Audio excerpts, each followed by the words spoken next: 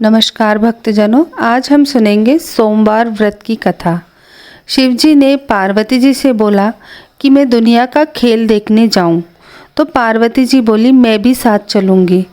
तो भगवान बोले कि रास्ते में भूख प्यास लगेगी तो तुम मत आओ, पर पार्वती जी तो हट करके साथ चल दी। शिव जी और पार्वती जी नंदी पर बैठकर बाजार से निकले तो सब लोग देखकर हंसने लगे कि देखो जोगी बंजारा है, बेचारे नंदी को बोझा दिया है और साथ में औरत को बिठा लिया। थोड़ी देर से शिवजी आप तो नीचे उतर गए और पार्वती जी को नंदी पर बैठा दिया।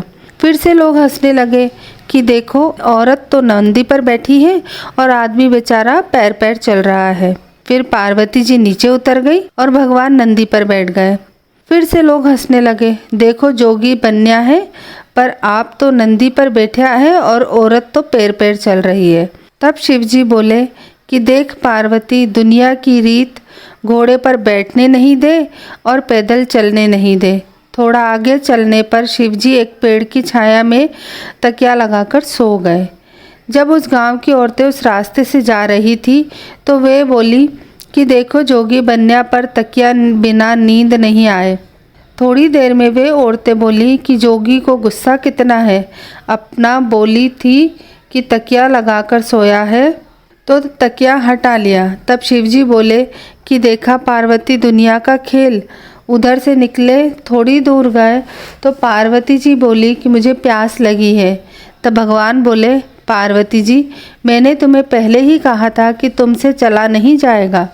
पर पार्वती जी वहीं पर उस रास्ते में बैठ गई और बोली कि मुझे पानी लाकर दो, मुझे प्यास लगी है। तो शिवजी ने लटे खोलकर गंगा बहा दी।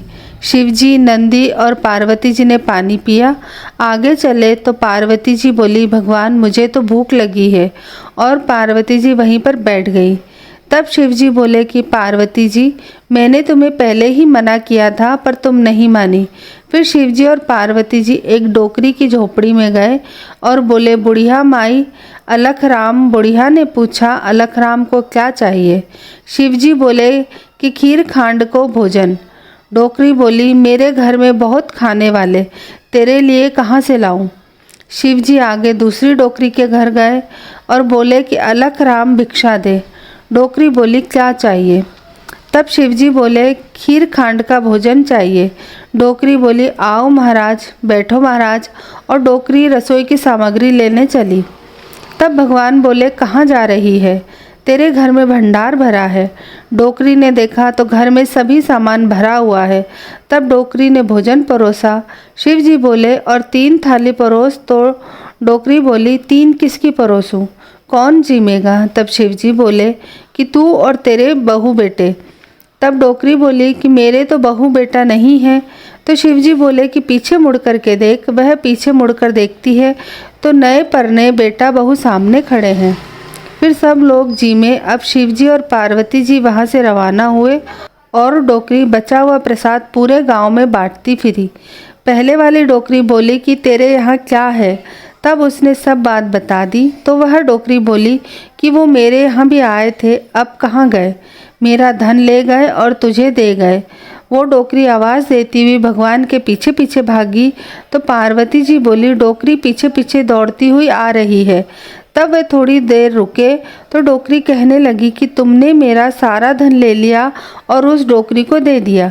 तब भगवान बोले कि मैंने किसी का धन नहीं लिया, तूने मना किया तो तेरा धन गया और उसने हाँ किया तो उसका घर भर गया। पहले वाली बोली कि मेरे घर कुछ भी न रहा। तब भगवान ने दोनों को आधा आधा धन बांट दिया। हे भगवान, जैसे उस डोकरी को टूटे वैसे सबको टूटना, खोटी की खरी अधूरी की पूरी करना। हर हर महादेव, जय श्री महाकाल। तो दोस्तों ये थी हमारी आज की सोमवार व्रत की कथा। आपको हमारी ये कथा कैसी लगी हमें कमेंट करके ज़रूर बताइएगा। इस वीडियो को लाइक करिएगा और अपने परिवार और मित्रों के साथ इसे शेयर करिएगा और हमारे चैनल को सब्सक्राइब ज़रूर करिएगा। आइए अब हम सुनते हैं विनायक जी की कथा। एक मेंढक और एक मेंढकी थी। दोनों जन सरोवर की पाल पर रहते थे। मेंढक दिन भर टर टर करता रहता, इसलिए मेंढकी को गुस्सा आता और मेंढक से बोलती, दिन भर टर क्यों करते हैं, जय विनायक करा करें। एक दिन राजा की दासी आई और दोनों जनों को बर्तन में डालकर ले गई और चूल्हे पर चढ़ा दिया। दोनों खदबद सीजने लगे। तब मेंढक बोला, मेंढकी अब हम मर जाएंगे। तो मेंढकी गुस्से से बोली कि मर्या, मैं तो पहले ही थाने बोली कि दिन भर टर करना छोड़ दे। मेंढक ने बोला, अपने ऊपर संकट आया, अब तेरे विनायक जी को याद कर, नहीं तो अपन दोनों मर जाएंगे।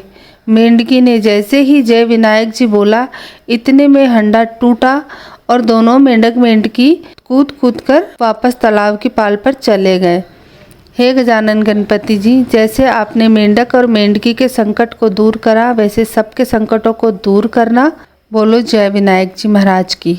दोस्तों, अगर आपको हमारा वीडियो अच्छा लगे तो इस वीडियो को लाइक करिएगा, हमारे चैनल को सब्सक्राइब करिएगा और इसे अपने परिवार और मित्रजनों के साथ शेयर भी ज़रूर करिएगा। धन्यवाद।